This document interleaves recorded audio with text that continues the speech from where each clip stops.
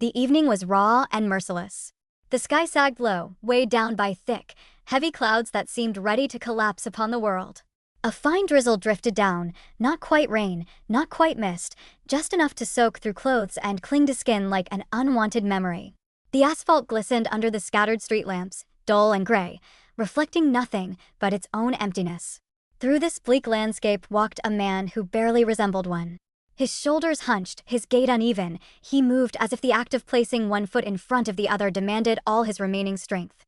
Once, not so long ago, people would have recognized him immediately, a surgeon of reputation, respected and trusted. But now he was nothing more than a shadow, a discarded figure on the edge of the city. In his hands, he clutched a battered leather folder. It might once have seemed important, even dignified, the kind of item a professional would carry with pride. But now it was swollen with rain, edges frayed, and inside were papers that no longer mattered, his medical diploma, photographs with smiling colleagues in bright operating theaters, medals and commendations. They were tokens of a life that had slipped through his fingers. He carried them not out of hope but habit, as if throwing them away would mean admitting that all of it had truly been erased. The thought hammered at him with every step. I am no one anymore. Nothing. He had been dismissed, not simply from his post, but from the very trust of the people he once served. One mistake, tragic, irredeemable, and the verdict was final. The patient had died. The family had demanded answers. The hospital, eager to cleanse itself of scandal, had cut him loose. His colleagues had turned their eyes away, unwilling to be tainted by association. Even the people he once helped now spoke his name like a curse. And so he wandered. The city's outskirts offered him anonymity. Industrial ruins, crumbling warehouses, rusting fences, and beyond them the dump. The landfill rose like a grotesque mountain, reeking of rot and rust, buzzing with flies and the scavenging cries of gulls that never left. To most, it was a place of disgust. To him, it was shelter. He had learned its corners, the places where cardboard and old cloth could blunt the wind's bite, where he could disappear for a night. Tonight, he moved deeper into the maze of refuse, trying to find a space hidden from both the drizzle and the eyes of other desperate souls who haunted the dump. As he turned a corner between leaning stacks of broken crates, he froze. There it was, a sound. Not the clang of metal, not the scuffle of a rat. Something else. Something faint, raw, human. A low moan, almost like the sound an animal makes when cornered and helpless. His body tensed. His heart, sluggish with despair for weeks, suddenly thudded against his ribs. Instinct sharpened his hearing. That old, unkillable reflex, the doctor within him, stirred despite his will to smother it. He edged closer, brushing aside soggy cardboard boxes. And then he saw her. A young woman sat hunched against the cold ground, half hidden in shadow. Her hair was tangled, her face pale and drawn tight with pain. Her eyes, wide and frightened, met his, and in that instant he understood everything. Her body shook with spasms. Her belly large, swollen with life, contracted under his gaze. The puddle beneath her left no doubt. Her water had already broken. A surge of memory overwhelmed him. How many times had he stood in bright hospital wards, masked and gloved, guiding women through this very moment? How many new lives had passed first through his hands? And yet never here, never on filth-strewn concrete, under the shadow of scrap metal and waste. She whispered a word, barely audible over the drizzle. Help. It was not a command. It was a plea. And to him, it was salvation. Something clicked inside, as if a rusted lock had finally yielded. The fog of disgrace and despair parted, if only for a heartbeat. Here was not scandal, not judgment, not hospital politics. Here was a woman in need, and the knowledge he carried in his bones. They could take away his title, his salary, his reputation. But they could not strip from him the skill written into his muscles, the experience etched into his memory. Without hesitation, he dropped to his knees beside her. The cold filth beneath him no longer mattered.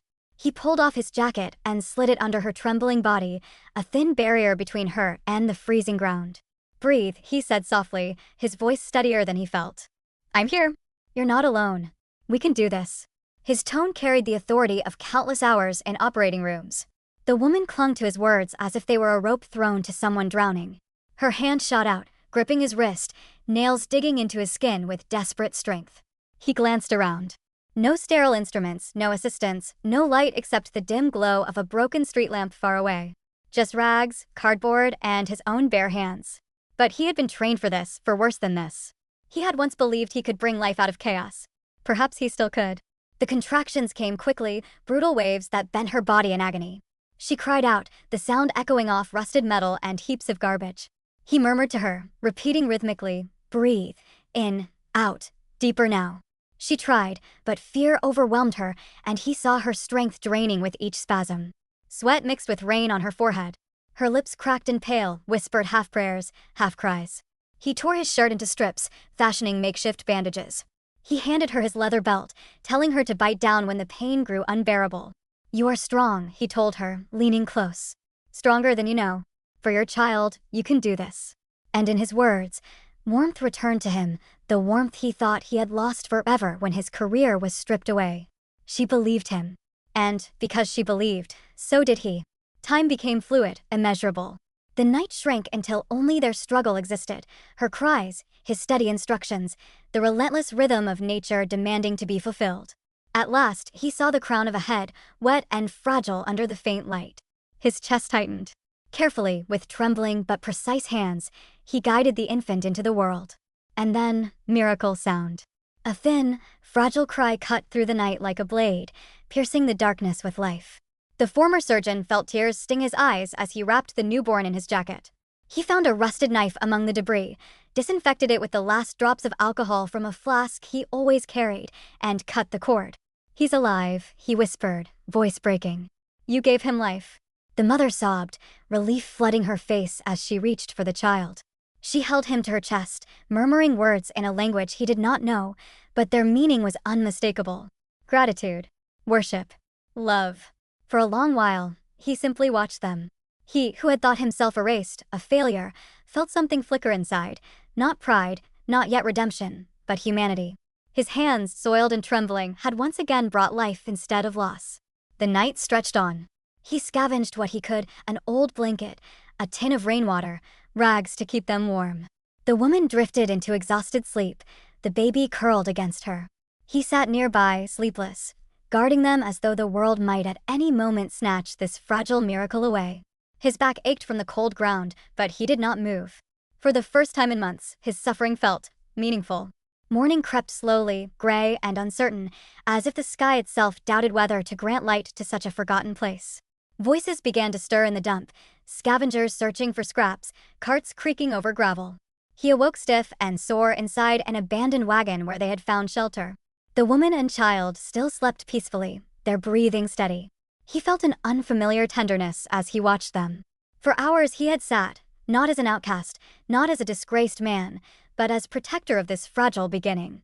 Then, in the corner of the wagon, he noticed an old, rusted radio. Out of impulse, he twisted the dial. Static crackled, hissing and popping. Then a voice, faint but clear enough. Last night, an unknown man assisted a woman in labor under desperate circumstances, saving both her and her child. He froze. The voice continued, stronger now. According to witnesses, the man was once a surgeon, dismissed from his post after a scandal. His name is... The name struck him like a bell. His name. Spoken aloud, not with condemnation, but with respect. Recognition. He collapsed onto his knees, head in his hands, tears spilling freely. For so long, he had carried only guilt and rejection. Now, strangers, ordinary people, spoke of him as something else. Not a failure. Not a curse. A healer.